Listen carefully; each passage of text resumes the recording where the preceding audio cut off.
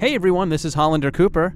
And this is Michael Raparez. And we both played through Assassin's Creed 4 Black Flag recently, and in the game there's the modern day stuff, and in part of the modern day stuff you can hack people's computers to find email exchanges, and one, buried in a bunch of things, talks about future potential settings for the Assassin's Creed franchise, which is obviously really cool. Yes, it does.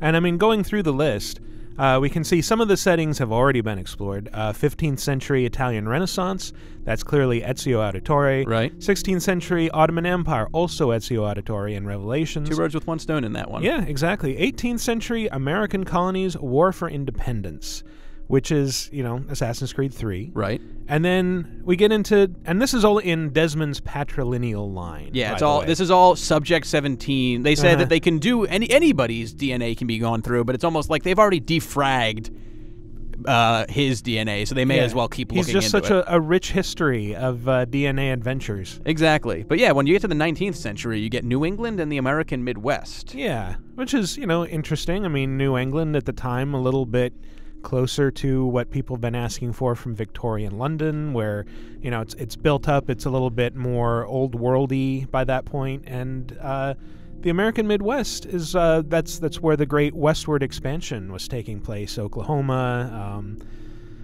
other places, Kansas, and they have an excuse to kind of bring back the frontier. I mean, you could go to Dodge City or something like that. Yeah, like, so it's a little bit more of a Western flavor. Yeah. But you'd have that Western flavor combined with kind of a more civilized American New England. Sort of how Red Dead kind of felt with the different cities. Kind of, yeah. But things get really interesting when you get to his mother's side of the family. We've got 12th century Holy Land / Crusades, which obviously that was Assassin's Creed 1 with Altair. Right. But then we get into a bunch of things that haven't been explored at all. Yes. 13th century Egypt and Northern Africa. Which has been rumored for a little while based on leaks and just art that they've officially released. I think when people think Egypt, they think, oh, ancient Egypt. But there's a lot more to the area's history than that. And the 13th century is kind of interesting in that you're seeing the downfall of the Ayyubid dynasty, which was overseeing the area, which was originally set up by Saladin, who's referenced heavily in the first Assassin's Creed, was a Kurdish leader on the other side of the Crusades, basically.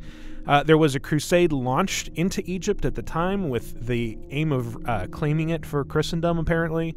And then the Ayyubid dynasty fell and was replaced by the Mamluks, and then eventually invaded by the Ottomans the next century. Yeah, and I think when it comes down to it, people want Egypt because they want to climb pyramids, and it doesn't matter when it takes place. You can still climb a pyramid even if it wasn't built recently. They were ancient when Egypt was ancient. Exactly. Those have been there forever. And then you jump into the location that everyone seems to want. 14th century, you have Japan. You have the shoguns. Specifically the Ashikaga shogunate. Right. Which is kind of an interesting history because that's who was in the Ashikaga shogunate was in power when Nobunaga was doing his thing, going around trying to unify Japan, and he booted them out of power, took over, and it's kind of a sad story for that shogunate.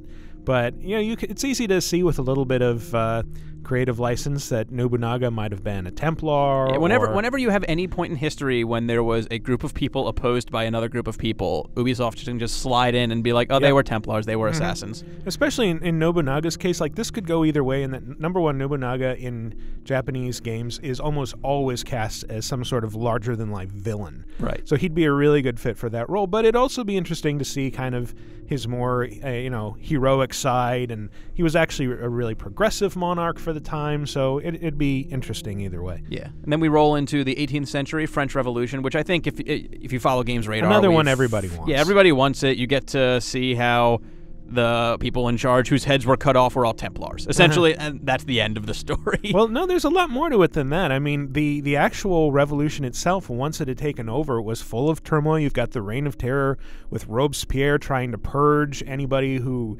wasn't in line with his way of thinking.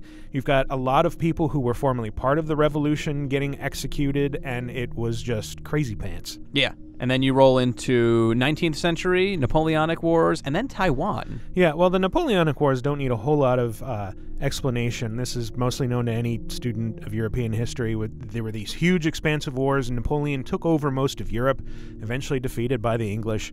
But it was you mean the Templars?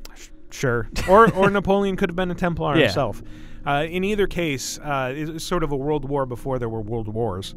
In Taiwan, like, this is a complete black hole of knowledge, I think, for a lot of Westerners, but there was at least as much going on in that area during the 19th century as there was in the Caribbean during the 18th century.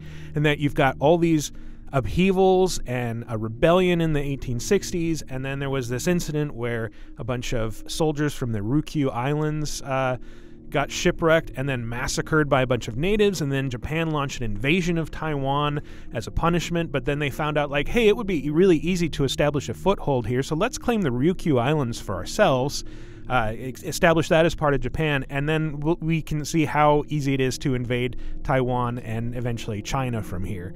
And that laid the foundation for all kinds of nasty stuff. And then you go into the 20th century, the Summer of Love, American Pacific Coast, which is just a Simpsons joke. It really is just a Simpsons joke. That said, how cool would that be? Yeah, there is potential there. Like, it could spin off from dumb Simpsons joke into, like, well, you know, it was this time of upheaval.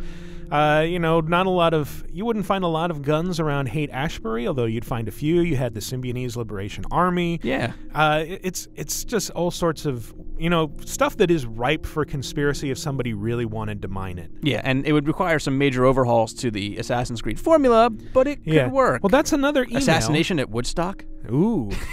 You get to stab that guy at Altamont? Yeah. Yeah. But yeah, those are the locations revealed in the email. I mean, obviously, Assassin's Creed 4 is full of hints for the future, and you can check out more about that on GamesRadar.com.